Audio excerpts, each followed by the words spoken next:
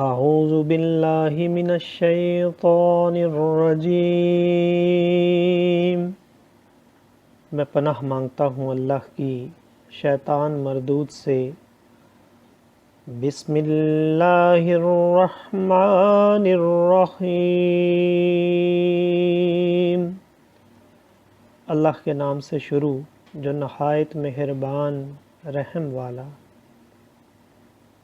لَتُبْلَوُنَّ فِي أَمْوَالِكُمْ وَأَنفُسِكُمْ وَلَتَسْمَعُنَّ مِنَ الَّذِينَ أُوتُوا الْكِتَابَ مِنْ قَبْلِكُمْ وَمِنَ الَّذِينَ أَشْرَكُوا أَذًى كَثِيرًا وَإِن تَصْبِرُوا وَتَتَّقُوا فَإِنَّ ذَلِكَ مِنْ عَزْمِ الْأُمُورِ وَإِذْ أَخَذَ اللَّهُ مِيثَاقَ الَّذِينَ أُوتُوا الْكِتَابَ لَتُبَيِّنُنَّهُ لِلنَّاسِ الذين أوتوا الكتاب لتبيننه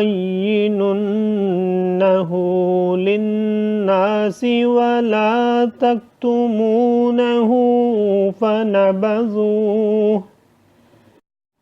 فنبذوه وراء ظهورهم واشتروا به ثمنا قليلا فبئس ما يشترون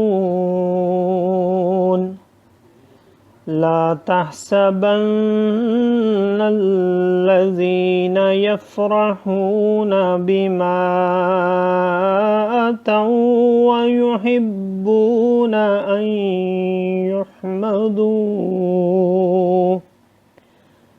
ويحبون أن يحمدوا بما لم يفعلوا فلا تحسبنهم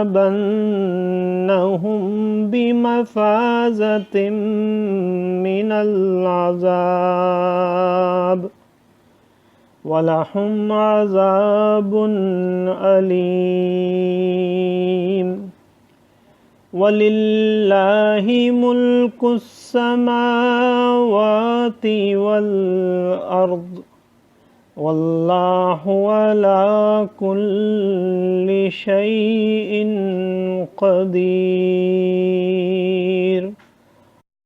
صدق اللہ العظیم۔